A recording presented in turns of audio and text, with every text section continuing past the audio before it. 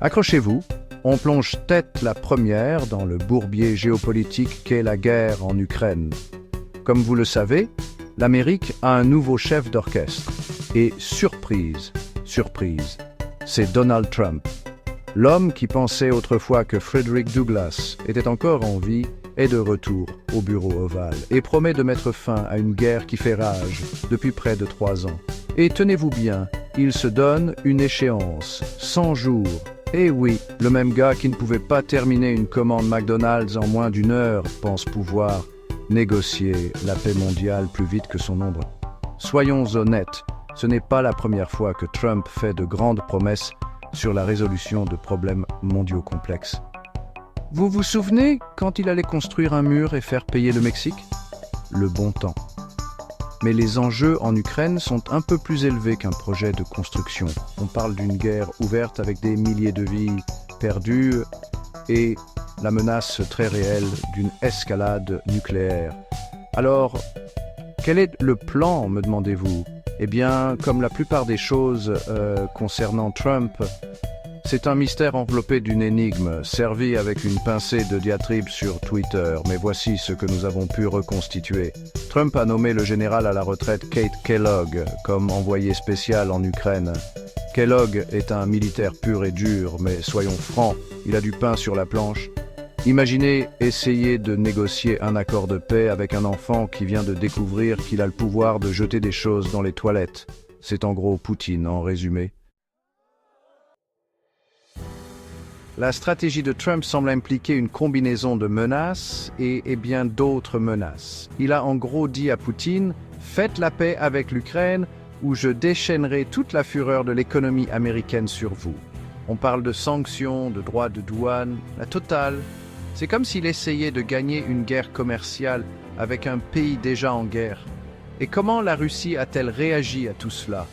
Eh bien, Poutine, étant le gars raisonnable et pondéré qu'il est, a en gros dit « Vas-y, fais-moi ton pire ». Bon, peut-être pas dans ces termes exacts, mais le sentiment est là. Il a clairement indiqué qu'il ne reculerait pas et que tout accord de paix devait répondre à ses préoccupations concernant l'expansion de l'OTAN. Donc, en gros, on est dans l'impasse. Pendant ce temps, en Ukraine, le président Zelensky se demande probablement dans quel enfer il s'est réveillé. Imaginez être un dirigeant en temps de guerre essayant de défendre votre pays pendant que 2 narcissiques vieillissants avec des codes nucléaires jouent à un jeu géopolitique de la poule mouillée. C'est assez pour vous donner envie de prendre la bouteille de vodka et il n'est même pas encore midi. Au milieu de tout ce chaos, le général Kellogg tente d'insuffler un semblant d'ordre. Il vise un cessez-le-feu dans les 100 jours, ce qui, soyons réalistes, est plus plausible que l'affirmation initiale de Trump de 24 heures. Rappelez-vous, c'est l'homme qui a un jour déclaré faillite sur un casino. Mais même un cessez-le-feu est un défi de taille.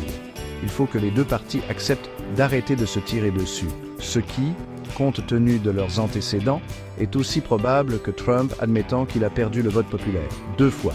Mais disons, par souci d'argumentation, qu'un miracle se produit et qu'ils parviennent à conclure un cessez-le-feu. Et ensuite, eh bien, c'est là que les choses se compliquent vraiment. La Russie occupe actuellement une partie importante du territoire ukrainien et elle n'est pas exactement connue pour sa volonté de céder les terres qu'elle a conquises.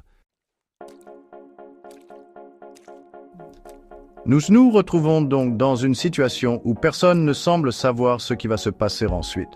Trump est imprévisible dans le meilleur des cas, et Poutine est aussi fiable qu'un vendeur de voitures d'occasion, avec une pancarte « Cessation d'activité ». Et pris au milieu, il y a le peuple ukrainien qui veut juste que les combats cessent afin de pouvoir reconstruire sa vie. Le pari de Trump sera-t-il payant? La paix prévaudra-t-elle? Ou sommes-nous tous condamnés à regarder ce conflit s'éterniser, alimenté par l'ego, l'ambition et une bonne dose de stratégie du bord du gouffre géopolitique? Honnêtement, à ce stade, je n'en sais pas plus que vous. Mais une chose est sûre, ça va être mouvementé.